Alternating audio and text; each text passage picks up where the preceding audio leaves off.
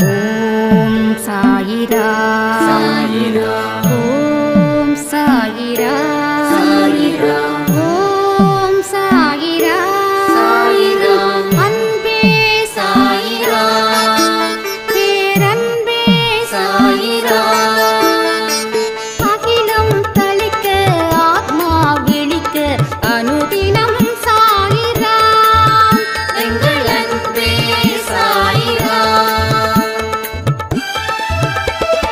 ஒன்றே இறைவன் ஒன்றே பூமிக்கென்றும் சாயிரா சரணம் சாயிரா நன்றே செய்து வாழ்வோம் நாம் ஒன்றே செய்து வாழ்வோம் அன்பே சாயிரா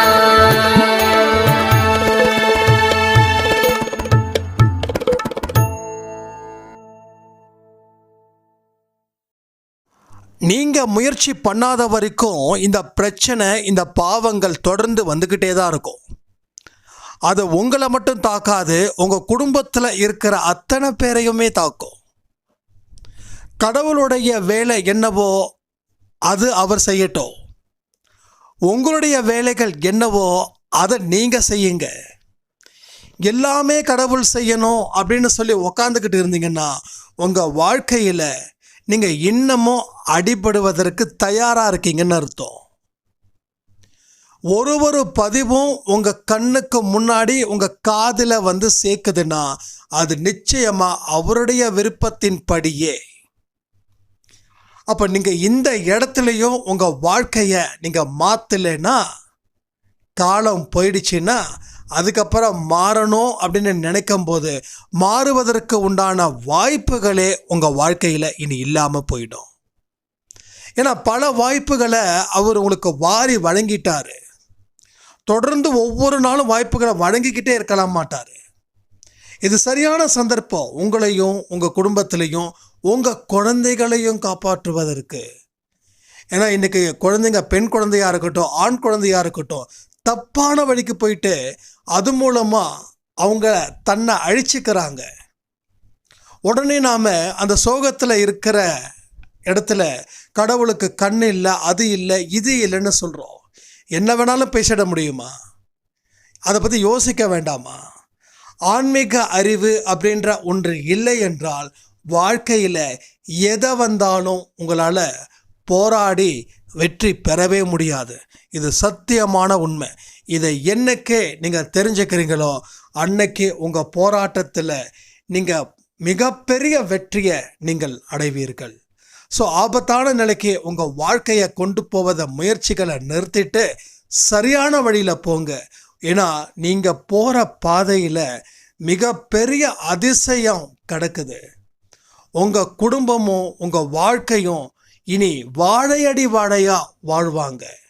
அதற்கு உண்டான ஓப்பனிங்ஸு, அதுக்கு உண்டான சாவி அத்தனையுமே யார்கிட்ட இருக்குது தெரியுமா? உங்ககிட்ட இருக்குது. நீங்கள் சொல்லலாம், என்னோட வீட்டை ஒதுக்கி வச்சுருக்காங்க அப்படின்னு. ஒதுக்கி வச்சது தான் இன்னைக்கு ஒரு வெளிச்சத்தை கொடுக்க போகுதுன்றத அவங்க உங்கள் செயல்கள் மூலமாக அவங்க தெரிஞ்சுப்பாங்க. ஸோ சாயப்பாட ஆசீர்வாதம் இருக்கிற அத்தனை பேருக்கும் இந்த ஆடியோ போய் நிச்சயமாக சேரும். அது மட்டும் இல்லாமல் ஒரு பெரிய மாற்றத்தை கொடுக்கும். இதை முழுவதும் கேளுங்கள். சைரா,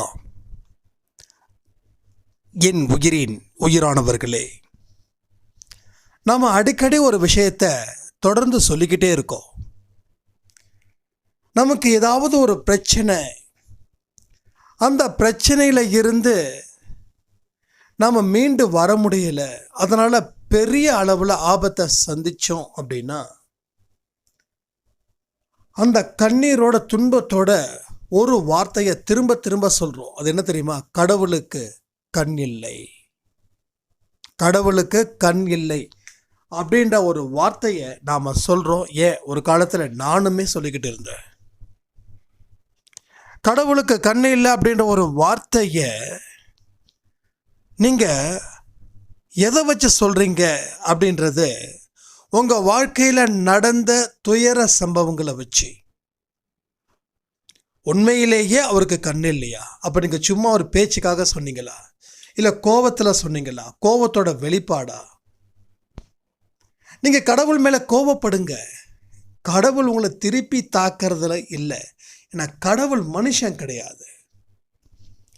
மனுஷன் மேலே நீங்கள் கோபப்பட்டா மனுஷன் அதை எடுத்துக்கிட்டு சமயம் பார்த்து உங்களை அட்டாக் பண்ணுவான்,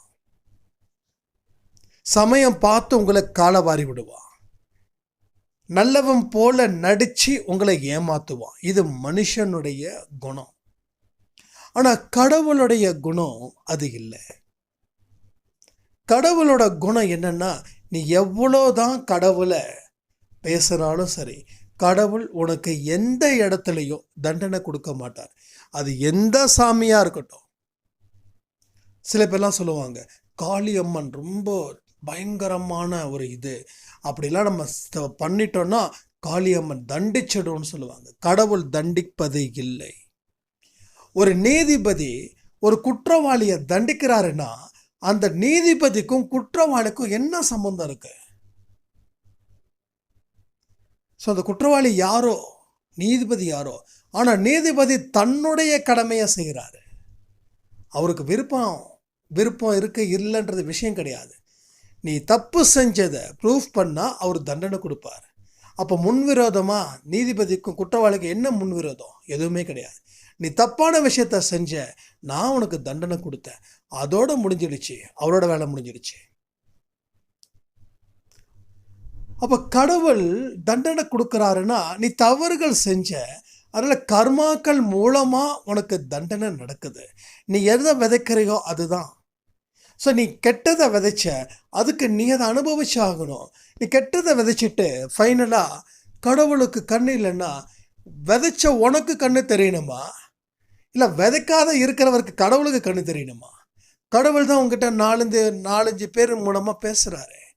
இதை செய்யாதப்பா, இதை செஞ்சால் உனக்கு பிரச்சனை தானே அப்படின்னு. ஏன் காது கொடுத்து கேட்கல? நீ வீராப்பா சுத்துன, இவன் சொல்கிறத நான் கேட்கணுமான்னு சொல்லி நீ சட்டை பண்ணல. யாருக்கு நஷ்டம்? சொன்னவனுக்கு நஷ்டம் இல்லை, கேட்காம போனான் பார்த்தீங்களா, அவனுக்கு தான் நஷ்டம். அப்போ நீ எந்த விஷயத்தையும் உள்வாங்கலை, எல்லாத்தையும் அலட்சியப்படுத்தின. வாழ்க்கையில் நீ கண்ணீர் விட்டுட்ருக்க. கேட்டால் கடவுளுக்கு கண்ணு இல்லைன்னு சொல்கிற, உனக்கு கண்ணு இருக்குதில்ல. அப்போ உன்னுடைய கண்ணு எங்கே போச்சு? அந்த கண்ணு அந்த நேரத்தில் நொல்லையா போயிடுச்சா? இல்லை நொல்லையா போன கண்ணு மறுபடியும் பளிச்சுன்னு வந்துச்சா? இப்போ நிறைய பெண்களும் சரி, நிறைய ஆண்களும் சரி, டீனேஜ் சொல்கிறேன், ஒரு 20 வயசுக்குள்ள வாழ்க்கையை வாழ்வதற்குள்ள ஒரு பெரிய போராட்டத்தை போராட வேண்டிய ஒரு இடமா நிற்குது. பெண்களுக்கு பாதுகாப்பு குறைச்சல்னு நாம சொல்கிறோம். ஆண்கள் பசங்க ரொம்ப கெட்டு போகிறாங்க. சின்ன சின்ன பசங்களுக்கெல்லாம் செய்யக்கூடாத தவறுகளை நிறைய செய்கிறாங்க. அது மூலமாக பெரிய அளவில் ஆபத்தை சந்திக்கிறாங்க. அப்போ அந்த குழந்தைய பெத்த பெற்றோர்கள் கடவுளுக்கு கண்ணு இல்லையான்னு சொல்கிறாங்க. அப்போ உங்களுடைய பொறுப்பு என்ன? நீங்கள் பொறுப்பின்படி தான் உங்கள் குழந்தைய வளர்த்தீங்களா? பெண் குழந்தைகளை யாருமே சரியாக புரிஞ்சுக்கல. ஒரு சர்டன் ஸ்டேஜுக்கு மேலே போனால் ஒன்று ஓவராக ஃப்ரீடம் கொடுத்து கெடுத்துடுறோம், இல்லைன்னா ஓவராக தண்டனை கொடுத்து கெடுத்துடுறோம். தான் பெண்ணு என்ன சொல்ல வராங்கன்றது கூட அம்மா கவனிக்கலை. அம்மா இது மாதிரி ரோட்டில் ஒருத்தன் என்ன நிற்கிறான், ஃபாலோ பண்ணுறான் அப்படின்னா அவன் ஏண்டி நிற்கிறான், நீ அவனை பார்க்கறதால அவன் நிற்கிறான்னு சொல்லி அந்த பெண் மேலேயே ஒரு பெரிய ஒரு சுமையை கொடுப்பாங்க.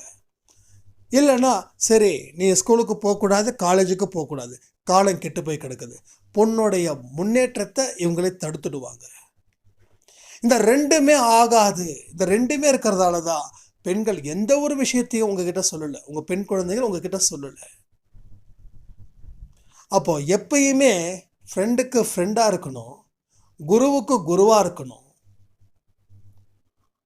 அன்புக்கு அன்பை கொடுக்கணும், எங்கே அதிகாரம் எடுக்கணுமோ அங்கே அதிகாரம் எடுக்கணும். எப்போ பார்த்தாலும் குழந்தைங்களை குறை சொல்லிக்கிட்டே இருந்தால் அந்த பெண்கள் யாராவது ஒருத்தவங்க அன்பா அக்கறையாக பேசிட்டாங்கன்னா அந்த பக்கம் அப்படியே போய் மாறிடுவாங்க. அதுக்கு அப்புறம்தான் அவங்க ஏமாற்றப்பட்டது அந்த பெண்ணுக்கு தெரியும். அப்பையும் உங்ககிட்ட சொல்ல முடியாது, ஏன்னா சொன்னால் இன்னமும் பிரச்சனை ஆகும்னு சொல்லி நிறைய பெண்கள் வாழ்க்கையை முடிக்கணும்னு முடிவு பண்ணி தப்பான வழியில் வாழ்க்கையை முடிச்சுக்கிறாங்க. இப்போ இத்தனை கஷ்டத்துக்கும் இவ்வளோ கண்ணீருக்கும் காரணம் கடவுளா, இல்லை உங்கள் குழந்தைகளா, இல்லை நீங்களா? இந்த மூணில் யாரை நீங்கள் குற்றம் சொல்கிறீங்க? நீங்கள் இந்த அன்பே சாய்க்காகவோ இல்லை இப்படிலாம் பேசக்கூடாதுக்காகவோ இல்லை, உங்கள் மனசில் என்ன உதிச்சதோ இத்தனை நாள் அதை மட்டும் சொல்லுங்கள். அப்போது ஒரு விஷயத்தை பார்க்கலாம். அந்த பெண்ணா, இல்லை கடவுளா, இல்லை நீங்களா? ஒரு பெண் குழந்தையோ ஒரு ஆண் குழந்தையோ உங்களுக்கு இருக்கிறாங்க அப்படின்னா அந்த குழந்தைய பொறுப்பாக வளர்ப்பதில் அதிகப்படியான அக்கறை யார் எடுக்கணும்னா பெற்றோர்கள். நல்ல ஸ்கூலில் சேர்த்து விட்டால் போதுமா? ஸ்கூலுக்கு போனால் படிப்பை மட்டும்தான் சொல்லிக் கொடுக்குறாங்க. இப்போ இருக்கிற ட்ரெண்டில் ஒழுக்கத்தை பற்றி சான்ஸே கிடையாது.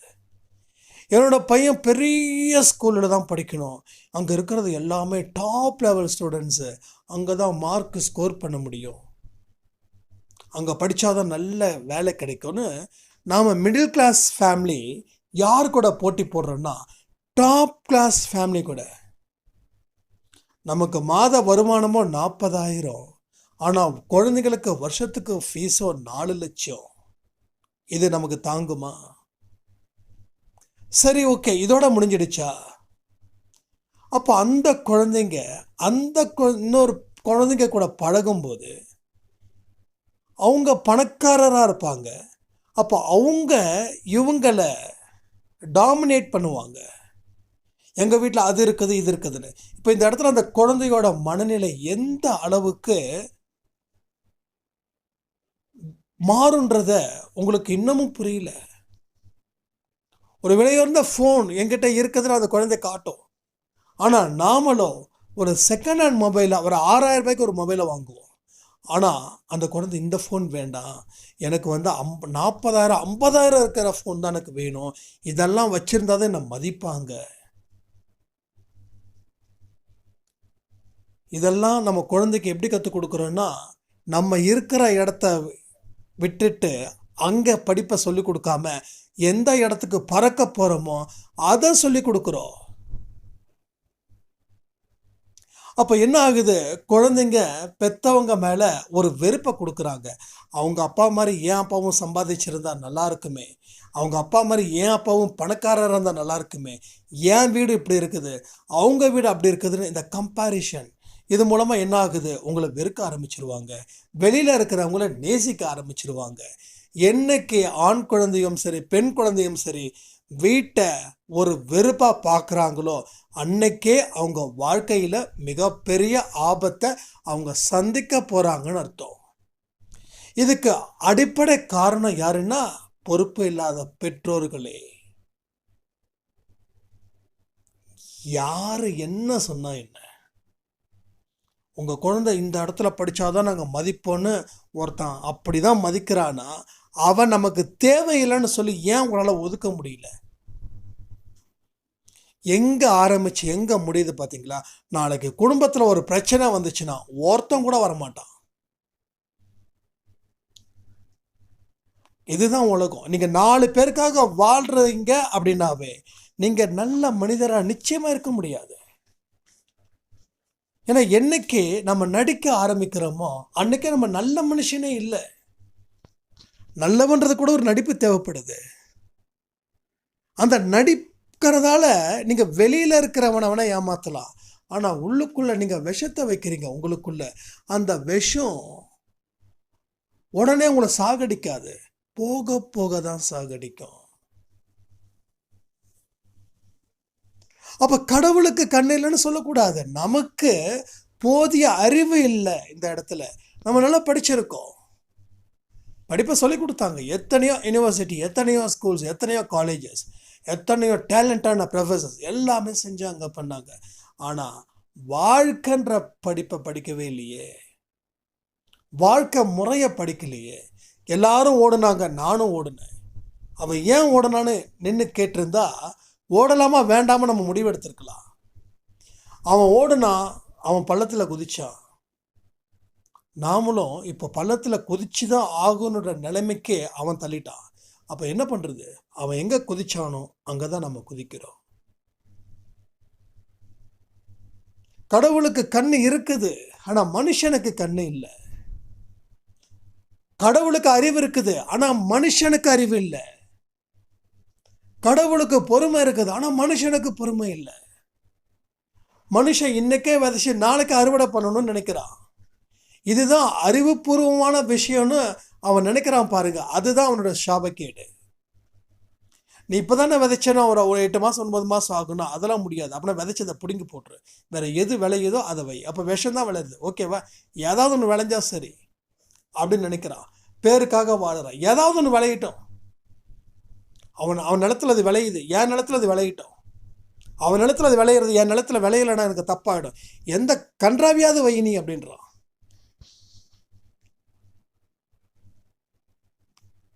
ஆனால் மனுஷனுக்கு என்னைக்கு பொறுமை இல்லையோ, என்னைக்கு அவன் ஆடம்பரத்துக்கு தயாரானானோ அன்னைக்கே அவன் குடும்பத்தை அடகு வச்சுட்டான். எங்க? யமன் கிட்ட. கடைசியில் என்ன ஆகுது? யமன் தானே வந்து காரியத்தை முடிக்கிறான். பிரம்மன் படைக்கிறான், யமன் முடிக்கிறான். பிரம்மன் நல்லபடியாக படைச்சு நல்லபடியாக யமன் கிட்ட போகணும்னு நினைக்கிறான். ஆனால் பிரம்மன் நல்லா அழகாக படைச்சிட்டாரு. ஆனால் வாழக்கூடிய வாழ்க்கையில் மனுஷன் கேடுகட்ட வாழ்க்கையை வாழறான். எல்லா இடத்துலையும் போட்டி போடுறான். எல்லா இடத்துலையும் நான் தான் நம்பர் 1, நான் தான் நம்பர் 1 இருக்கணும், நம்பர் 2 ஆகாதுன்றான். இவன் தான் இப்படின்னா இவன் குழந்தைக்கும் அதே சொல்லி வளர்க்குறான். இவனை எதெல்லாம் படிக்கலையோ அதை தான் குழந்தை படிக்கணும்னு சொல்றான். உன் குழந்தைக்குன்னு ஒரு தனிப்பட்ட ஆசை இருக்கு, உன் குழந்தைக்குன்னு தனிப்பட்ட கனவு இருக்குது. அதை என்னைக்காவது கேட்குறியானா அது வேஸ்ட்டு, ஒன்றும் தெரியாதுன்றான். அப்போ உனக்கு தெரிஞ்சிருந்தா நீ பேசியே இருக்க மாட்டேன். உன் குழந்தைகிட்ட பாடத்தை கற்றுக்க உனக்கு முடியல. நீ என்ன சொல்றியோ அதை தான் உன் குழந்தை கேட்கணும்னு நீ நினைக்கிற. அப்போது உன்னை விட உன் குழந்தை பெஸ்ட்டு. ஆனால் உன்னுடைய போக்கில் உன் குழந்தைய வளர்க்குறதால நீ எப்படி ஒஸ்ட்டாக இருக்கியோ அதே மாதிரி உன் குழந்தையையும் நீ ஒஸ்ட்டாக வளர்த்துக்கிட்டு இருக்குன்றத உனக்கு எப்போ புரியும்னா கொஞ்சம் வருஷம் கழித்து உனக்கு புரியும். உன் குழந்தை உங்ககிட்ட கேட்குற கேள்விக்கு உன்னால் பதில் சொல்ல முடியாமல் உன்னுடைய முகம் கீழே தரைய பார்க்கும்.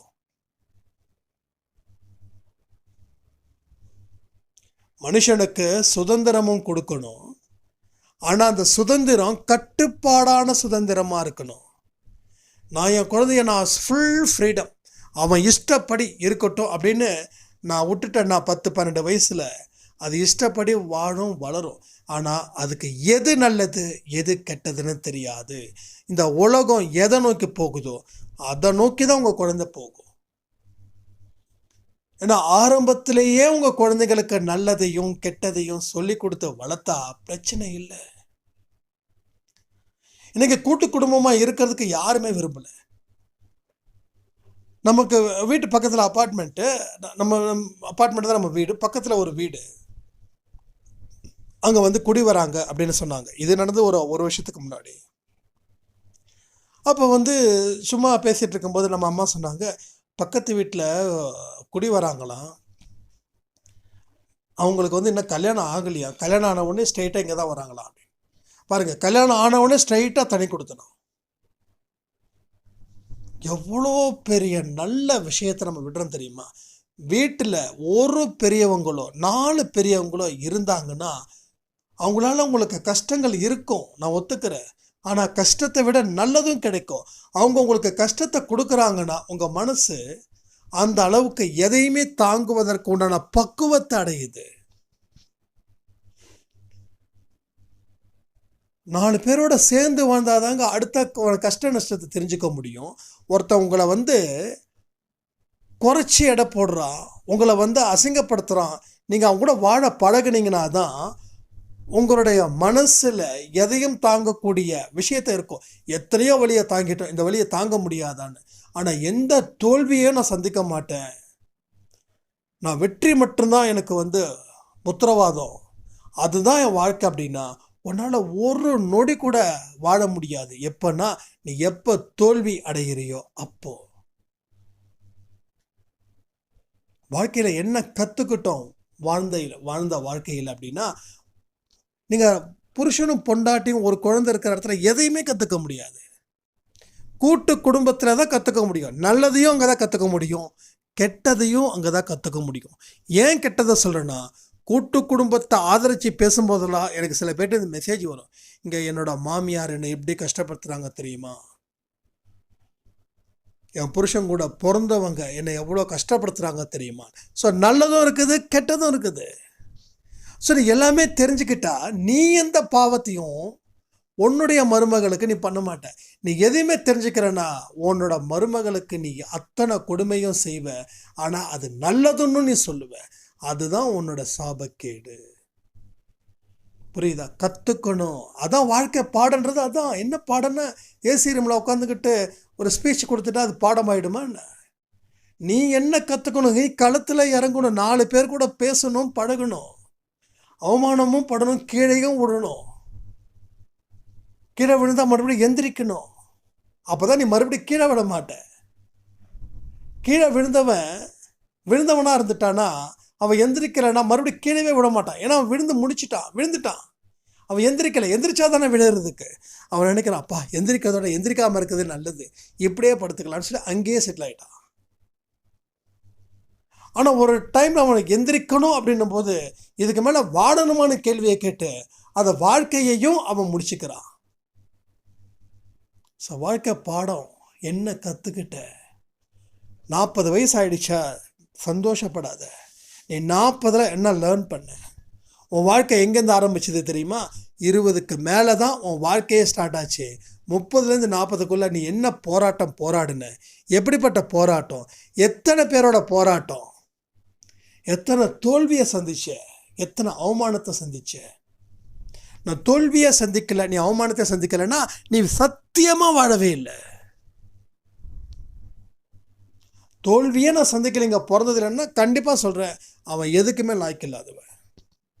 அவமானத்தை நான் இதுவரைக்கும் சந்திச்சதில்லைன்னா மறுபடியும் சொல்கிறேன், எதுக்குமே லாய்க்கு இல்லாதவர்கள் தான். Waste luggage. இல்லை நான் இவ்வளோ தோல்வியை சந்தித்தேன், எவ்வளோ அவமானத்தை சந்தித்தேன், வாழ முடியும் நம்புறியா? நம்புகிறேன். உனக்கு வாழ்க்கையில் நீ நல்லா படிச்சிருக்க. நான் நிறைய தோல்வியை சந்திச்சிட்டேன், வாழ முடியல, நீ படிக்கலை. நான் வெற்றியை மட்டும்தான் சந்தித்தேன்.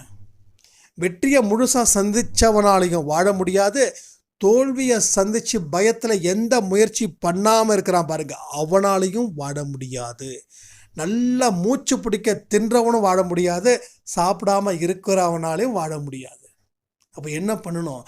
எடப்பட்ட ஒன்று இருக்கே ராஜா, அதை நீ கண்டுக்கோ. அதில் எப்படிப்பட்ட வழியை நீ பயணத்தை மேற்கொள்ளணும் அப்படின்றத அந்த இடத்துக்கு போய் தான் நீ முடிவு பண்ணணும். இங்கேயே அப்படி இருக்கோ இப்படி இருக்கோன்னு உட்காந்து சீன் போடாத. நீ காரியத்தில் இறங்கு, நீ களத்தில் இறங்கு. அங்கே இருக்கக்கூடிய விஷயத்தை முதல்ல பாரு. அதுக்கப்புறமா உன்னோட பாதை வேகமாக கொண்டு வரணுமா, மெதுவாக கொண்டு வரணுமா, இல்லை பொறுத்திருந்து போகணுமா? பொறுத்திருந்து போகணுமா? இது ஏன் சொல்கிறேன்னா, அதே இடத்துல நம்ம நின்றுட்டா பிரச்சனை. சில பேர் பார்க்கலான்னுவாங்க. அப்போ எப்போ போகிறது? போகணும் அப்படின்னு இருக்கக்கூடாது.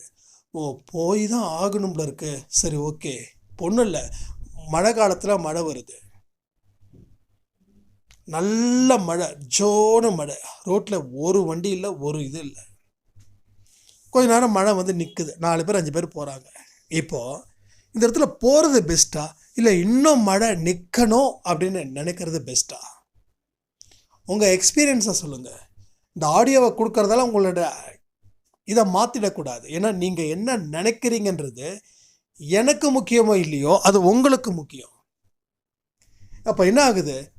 இந்த மழையில் 4 பேர் போகிறாங்க, ஓகே அப்போ போகலாம், பிரச்சனை இல்லை அப்படின்னு சொன்னால் அது சில இடத்துல புத்திசாலித்தனமாக இருக்கும். ஏன்னா வீட்டுக்கு போனதுக்கப்புறம் மறுபடியும் ஜோனு மழை பெறும். பனிக்கட்டி மழை, அந்த மழை, இந்த மழை, அப்படி இப்படிலாம் வரும். அப்போது என்ன ஆகும்? கரண்ட்டு கட் ஆகும், ரோட்டில் மழை நீர் இன்னும் அதிகமாக இருக்கும். அப்போ அந்த நேரம் புத்திசாலித்தனமாக இருக்கும். இல்லை சில நேரத்தில் வீட்டுக்கு வந்தோடனே பார்த்தீங்கன்னா மழையே இருக்காது.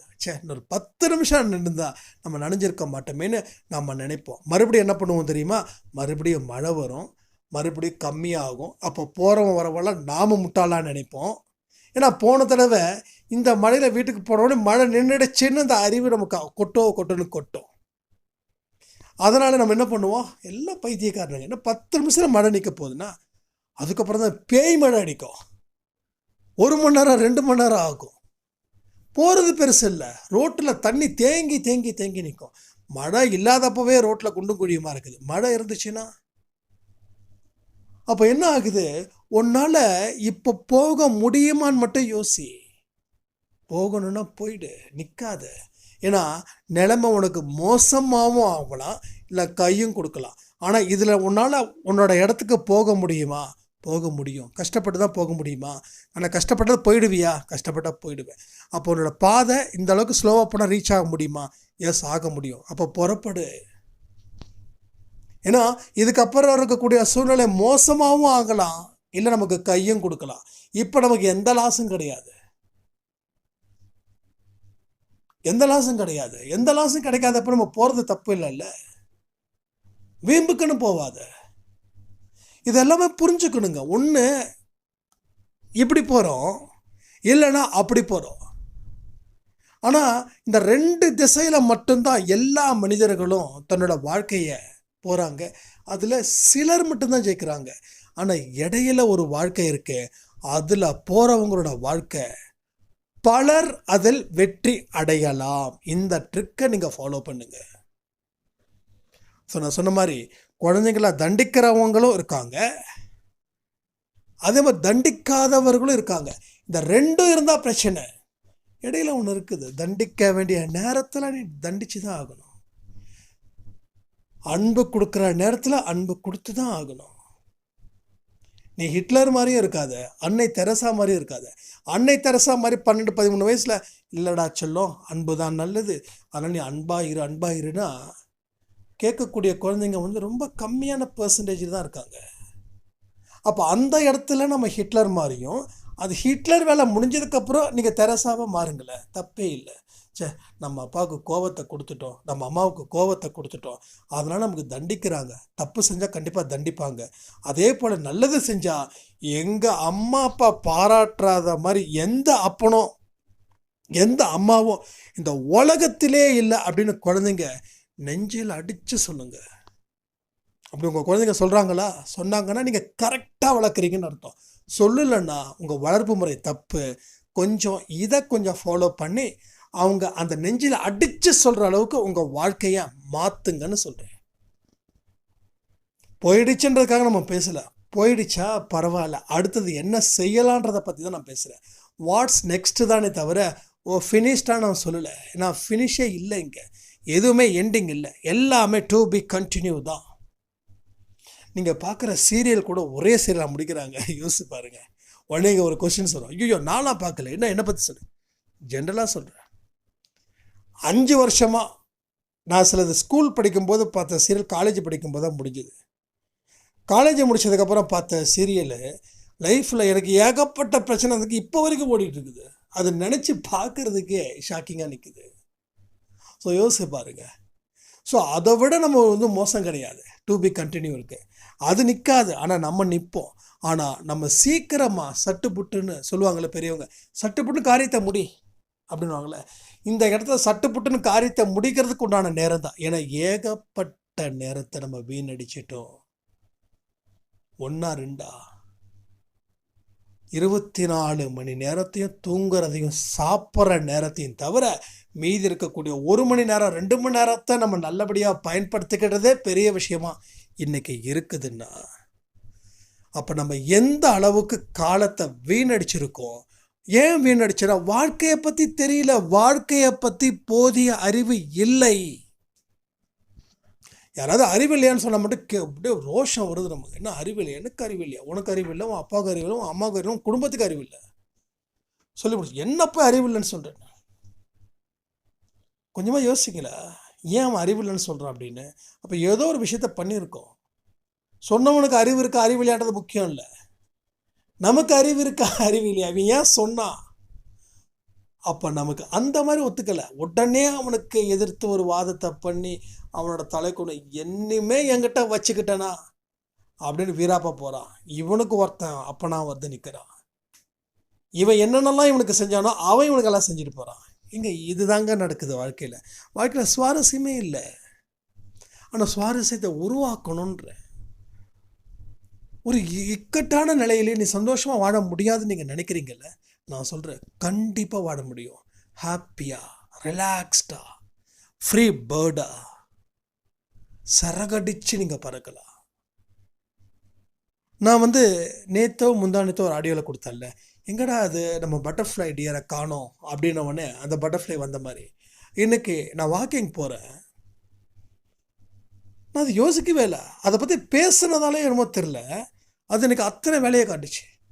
என் தலையில் பறந்துக்கிட்டு போகுது, என் தலையில் பறந்துக்கிட்டு போகுது, அப்படியே ரொம்ப க்ளோஸாக போகுது, என் கண்ணு முன்னாடி வருது, இங்கே போகுது அங்கே போகுது. எப்பயுமே ஒரு 2 தடவை பார்ப்பேன். ஒன்று நான் போகும்போது இப்படி கிராஸ் பண்ணி என் கண்ணு முன்னாடி ஒரு ஒரு ஒரு என்னப்பா வந்துட்டியா, நானும் வந்துட்டேன், நீ நல்லா இருக்கியா, நான் நல்லா இருக்கியா, அவ்வளோதான். நான் நேற்று நைட்டு தான் நினைக்கிறேன் சொன்ன இந்த மனசை பற்றி புரிஞ்சுக்கிறது.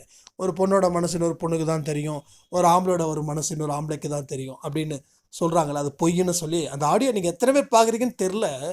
பார்க்குறவங்களுக்கு அது புரிஞ்சிருக்கும், பார்க்காதவங்களுக்கு எதையுமே புரியாது. அப்போது அதன் அன்னைக்கு பேசுனதால என்னையும் ஒரு உயிராக நினச்சி நீ அன்பே சாய் குடும்பத்தில் பேச ஃபோட்டோ எடுக்கலான்னு நினச்சேன். அந்த இடத்துல ஃபோட்டோ டக்குன்னு எடுக்க முடியல, அது ஓடுது ஒடியாருது. நான் போய் எங்கே போய் எடுக்கிறது? ஏன்னா அங்கே நிறைய பேர் வாக்கிங் வேறு போயிட்டு இருந்தாங்க. நான் யாராவது ஃபோட்டோ எடுத்தால் பட்டர்ஃப்ளை ஃபோட்டோ எடுக்கலாம், இல்லை மனுஷனை ஃபோட்டோ எடுக்கலான்னு தெரியாதுன்ற மாதிரி நினச்சிப்பாங்கிறதுக்காக நான் அதை எடுக்கலை. அந்த இடத்துல கண்டிப்பாக ஒரு நாள் வந்து அந்த பட்டர்ஃப்ளையை நான் ஃபோட்டோ எடுக்கிறேன். அதே பட்டர்ஃப்ளை தான். எல்லாம் சொல்லுவாங்க, இல்லை பட்டர்ஃப்ளை நிறையா இருக்குமேனு. நமக்கு தெரியும், நம்ம மனசுக்கு ஒன்று பிடிச்சதுன்னா அந்த பட்டர்ஃப்ளை அதே பட்டர்ஃப்ளை தான் அப்படின்னு நான் ஈஸியாக கணிக்க முடியும். ஏன்னா திரும்பவும் சொல்கிறேன், நம்ம எதை தேடுறோமோ, தேடின பொருள் கிடைக்குதோ இல்லையோ, தேடாத ஒரு பொருள் சலிச்சு போயிருக்கோம், அதெல்லாம் கிடைக்காதுப்பா அப்படின்னு சொல்லி விட்டுருப்போம். நீ எந்த பொருளை தேடணும்னு நினைக்கிறியோ அந்த பொருள் கிடைக்காம நீ எதை வந்து நம்மக்கிட்ட கிடைக்காது அது போயிடுச்சுன்னு சொல்கிறியோ அந்த பொருள் உன் வீட்டுக்குள்ளே இருக்கும். அப்போ இந்த பொருளை தேடுறதுக்காக தான் கடவுளை அந்த பொருளை தேட சொல்கிறாரு. கடைசியில் இதுவும் கிடைக்கும் அதுவும் கிடைக்கும். அப்போ நம்ம எதை தேடி போடுறோமோ நிறைய விஷயத்தை நீங்கள் கற்றுக்கலாம், ஏகப்பட்ட விஷயத்தை கற்றுக்கலாம். 1 இல்லை 2 இல்லை 1000 லட்சம் கோடிக்கு மேலே என்ன இருக்குது எல்லாமே நீங்கள் கற்றுக்கலாம். இங்கே பாருங்கள், எந்த படிப்பையும் ஆன்மீக படிப்பை எந்த விதத்தையும் நான் படித்ததில்லை, எந்த ஒரு சென்டர்லேயும் நான் உட்காரல. நான் ஸ்கூல் படிக்கும்போது நாகராஜன் சார் எனக்கு யோகா மட்டும் கற்றுக் கொடுத்தாரு, ஒரு 7-8 ஆசனாஸ் கற்றுக் கொடுத்தாங்க, அவ்வளோதான். வேறு எந்த ஸ்பிரிச்சுவல் புக்ஸ் எதுவும் நான் படிக்கலை. இந்த யோகியின் சுயசரிதை அப்படின்ற ஒரு புக்கு நீங்கள் படிங்க, அது கூட நான் ஒரே ஒரு தடவை மட்டும்தான் படித்தேன். நான் அதுக்கப்புறம் அதுவும் படிக்கலை. சச்சரிதமாக நான் ரெகுலராக படிக்கிறேன். அப்போ எல்லா விஷயமும் எப்படி தெரியுதுன்னா, பூர்வ ஜென்மத்தில் நான் கற்றுக்கிட்ட விஷயங்கள், அதை நோக்கி என்னோட பயணம் இருக்கிறதால மட்டுமே அத்தனை விஷயங்களும் எனக்கு வருகிறது. அப்போ எல்லாருக்குமே இருக்குது. ஆனால் யார் அதை நோக்கி போகிறாங்களோ அவங்களுக்கு அது கிடைக்குது. இப்போ சொல்லுங்கள், ஒரு இக்கட்டான சூழ்நிலையிலும் நீங்கள் சந்தோஷமாக வாழ முடியுமா, வாழ முடியாதா? சில பேருக்கு எல்லாமே கிடைச்சாதான் சந்தோஷம், ஆனால் உங்களுக்கு எதுவுமே கிடைக்கலனாலும் சந்தோஷம். மாளிகையில் இருந்து ஏசியில் உட்காந்துக்கிட்டு அப்படியே நல்ல ஒரு ரோஸ்ட்டு இட்லி சாப்பிட்றவனுக்கு தான் சந்தோஷம் இல்லை. ஒரு குடிசையில் உட்காந்து ஃபேனு கூட இல்லாத இடத்துல ஒரு குடிசையில் உட்காந்துக்கிட்டு பழைய சோறும் பச்சை மிளகாவும் கடித்து சாப்பிட்றதுல எவன் சந்தோஷப்படுறானோ அவனே கடவுளுடைய குழந்தை.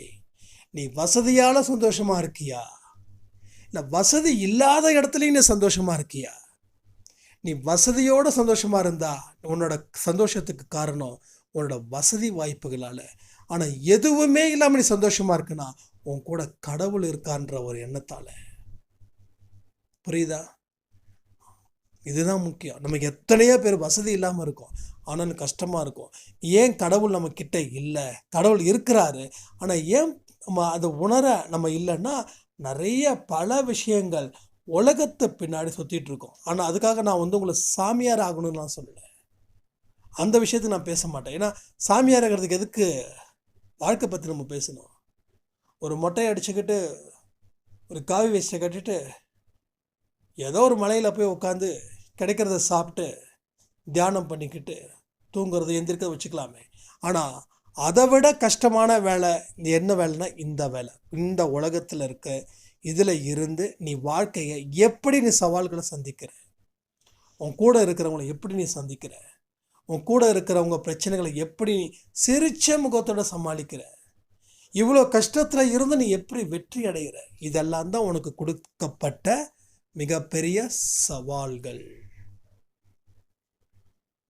அதனால் இந்த ஆன்மீக அறிவும் வாழ்க்கையை பற்றி இருக்கக்கூடிய அறிவும் ஒரு மனுஷனுக்கு எந்த அளவுக்கு இருக்குதோ அவனுக்கு மட்டும் அது இல்லை, அவன் குடும்பத்துக்கே ஒட்டுமொத்தமாக நல்வழிப்படுத்தும். எல்லோரும் வாழ்கிறாங்க, எல்லோரும் சாகுறாங்க. ஆனால் பிறந்ததுக்கும் பிறப்புக்கும் இறப்புக்கும் இருக்கிற இடத்துல நீ என்னெல்லாம் வாழ்ந்துக்கிட்டு இருக்கியோ, நீ என்னெல்லாம் செய்கிறியோ அதுதான் நீ மனுஷனாக வாழ்ந்தியா, இல்லை பாதி மனுஷனாக வாழ்ந்தியா, இல்லை பாதி மிருகமாக வாழ்ந்தியா, இல்லை முழு மிருகமாகவே நீ வாழ்ந்தியான்றது கணிக்க முடியும். எல்லாத்துக்குமே அடுத்த பிறவின்னு ஒன்று இருக்குது. அதுக்கு நீங்கள் பதில் சொல்லி தான் ஆகணும். போன பிறவிலையும் நாம் இதை தான் பேசணும். அதனால தான் இப்படிப்பட்ட வாழ்க்கையை வாழ்ந்துக்கிட்டு இருக்கோம். இந்த பிறவிலையும் இதை பற்றி தான் பேசுகிறோம். அப்போ அடுத்த பிறவியெல்லாம் பார்த்துக்கலாம். இந்த பார்த்துக்கலாம் அப்படின்னு ஒரு வார்த்தை சொன்னீங்கன்னாவே நீங்கள் வாழ்க்கையில் தோத்துக்கிட்டே இருக்கீங்கன்னு அர்த்தம். அதனால் இந்த பார்த்துக்கலான்ற வார்த்தை சொல்லாதீங்க. அடுத்த பிறவி எனக்கு நல்லா இருக்கணும்னா இந்த பிறவியில் எனக்கு என்னென்னலாம் நான் தெரிஞ்சுக்க முடியுமோ அதெல்லாம் தெரிஞ்சுக்கிட்டு என்னென்னலாம் செய்ய முடியுமோ அதை நான் மனம் குறையாமல் மனப்பூர்வமாக மன நிறைவோடு நான் செய்கிறேன். அதுதான் எனக்கு சாயப்பா கொடுத்த அன்பு கட்டளை அப்படின்னு நினச்சி உங்கள் வாழ்க்கை பாதையை நீங்கள் தேர்ந்தெடுங்க. இதுவரைக்கும் என் வாழ்க்கையில் எதையுமே தேர்ந்தெடுக்கலைன்னு சொல்கிறவங்களுக்கு ஒரே ஒரு விஷயம் சொல்கிறேன். இப்பையும் தேர்ந்தெடுக்கலைன்னா எப்பயுமே உங்கள் வாழ்க்கையில் நல்லது நடக்காமல் போயிடுன்றதை தெரிஞ்சுக்கிட்டு புரிஞ்சுக்கிட்டு அதன்படி உங்கள் வாழ்க்கையை வாழ்ந்து பாருங்கள். நீங்கள் சாதிக்கலான்னு சொல்லி இந்த ஆடியோவை நான் முடிக்கிறேன். ஜெய் சாய்ராம்.